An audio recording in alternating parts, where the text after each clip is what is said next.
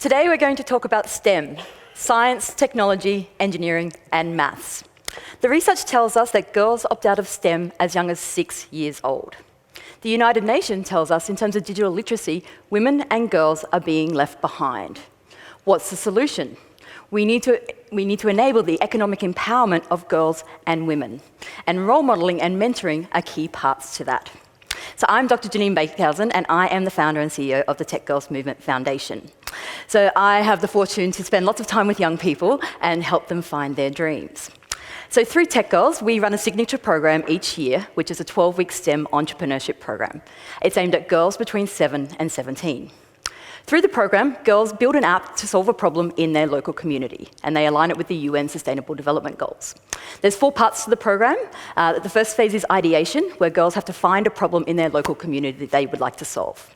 Then they have to do research on how other people have tried to solve that problem around the world. Then they have to do design, so they design a solution to the problem that they've found, and that's in the form of a wireframe for an app and a business plan. And then in the final stage, they have to pitch their idea to an audience. So at the end of 12 weeks, girls have a working prototype of an app, they have a business plan, they have a business plan, they have a pitch video and a demo video. And I've just realized I've forgotten my clicker, but that's okay. So we'll get by. And so it's pretty amazing what young people are able to do in a pretty short amount of time. So this is our solution to the problem. And so over the last 9 years, we're now in our 9th year as a not-for-profit, we've had more than 13,000 girls come through our program through experiential learning. So I wanted to introduce you to a number of our tech girls today. Firstly, I'd like to introduce you to Chloe. When Chloe was 9, her mother said, "You should do the Tech Girls program. I think you'd really enjoy it." And Chloe said, "No, I'm not going to do the Tech Girls program because I won't be good at it." So she opted herself out without even trying it. So trying to fit into this, Instagram perfect world, she decided it wasn't for her. Fortunately, her mother persisted and said, "I really think you should do this program." So she did. She got some friends together and they created an app. And so the app they created was called P-Cubes, so Plastic Pollution Preventers, and it helps you track your single-use plastics use. Not only did they enter the competition, thank you, not only did they enter the competition, they also went to pitch their app in Silicon Valley. So each year before pandemic, I would take a bunch of girls to Silicon Valley. I took 45 girls over 4 years, and they would pitch over there. So it's pretty amazing what they're able to do in a pretty short amount of time, but also to show their work on a global stage. And so fortunately, we didn't lose the awesomeness of Chloe, but what breaks my heart is how much other awesomeness we're missing out on because of girls opting themselves out of STEM at a young age. So anytime I'm feeling imposter syndrome, I come back and revisit our P-Cube girls. And so alongside their app, when we went to Silicon Valley, they actually created a song for their app. And so here we are in Silicon Valley, and I remember this, it was a Thursday, it was our last day. We'd been to 8 different companies over the week where they'd pitched at Google and Facebook and eBay and all of the big companies, and they were asked to sing their song. So we were fortunate to be at an event, and on the video I'm about to show you is best-selling New York Times author James Clear, who has a great book called Atomic Habits, and he was very kind to take the time to actually encourage our girls. So I'd like to share their song with you. P-Cube girls are telling people everywhere. The P-Cube girls are just rocking in America. The P-Cube girls can innovate and tell you they'll app right on your phone to check your rubbish in your home. The P-Cube girls. So I figure if they can get up on stage in front of a New York Times bestseller and sing a song about their app, anything is possible. I'd now like to introduce you to Kira. So Kira has been part of our program. So Kira came through a number of years ago twice. So she came through and built an app with her team, which is called the Vocabulary Voyages, and it was around gamifying preparing for NAPLAN. She thought it was quite boring, so let's make it more fun. At one point, they had 5,000 downloads of their app, and they were in year 10. So Kira also came to Silicon Valley one year and pitched her app over there. So Kira has now been in the program twice. She has been a coach of a team in the program when she was in year 12.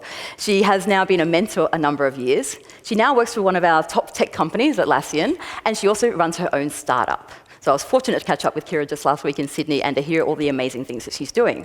Now, what's interesting about Kira's story is that she did the program as part of her schoolwork, so she kind of had to do it.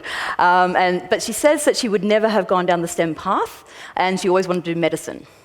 Now, in her first year at university, she actually won the Best Undergraduate Computer Science Project in Australia for her work around using STEM with detecting breast cancer. And so again, I figured we would have lost the awesomeness of Kira if she hadn't been part of the program as part of her schoolwork. And so the thing that we talk about just with Kira, we often talk about STEM plus X. So what is your X factor? So for Kira, her X factor was medicine. It was helping people through health. And so she found a way of combining STEM with that to unleash her superpower. I'd like you to meet Emmy. So Emmy, when she was 2, she came home and said, "Mummy, I can't be a builder like Daddy because I'm a girl." That was at 2 years old.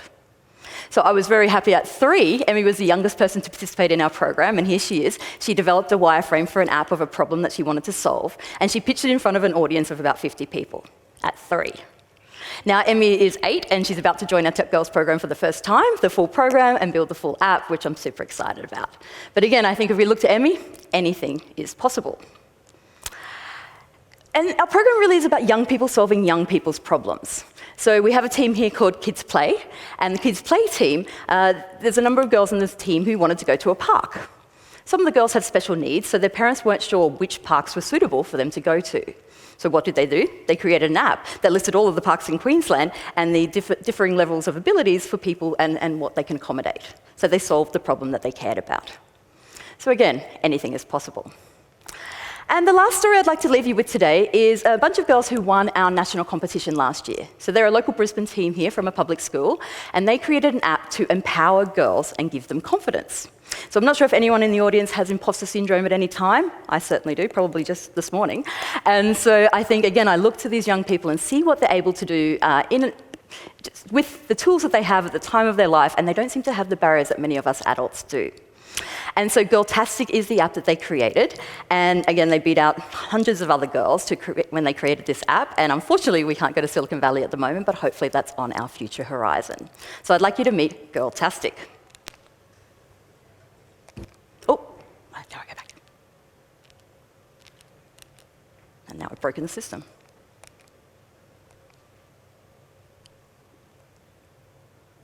Someone's maybe doing that for me. The United Nations' 5th development goal is gender equality. Women make up half of the workforce in Australia, but hold less than 30% of leadership positions. By improving leadership skills in young girls, we can increase gender equality. So we developed an app called Girltastic. Many options include Girls Can Lead, which describes leadership skills. Inspiring Stories shares personal accounts. Websites for More provide links to leadership websites, and Fun Challenges builds leadership skills. be inspired. Be confident. Be Girltastic. So I don't know if you know that mentoring is literally good for your health. So mentoring a young person is actually a better predictor of your happiness than how much money you make or your health. So I encourage you all, if you can, to mentor a young person. So I'm here to show you that this is what a tech girl looks like, and if you can't see it, you can't be it. Thank you.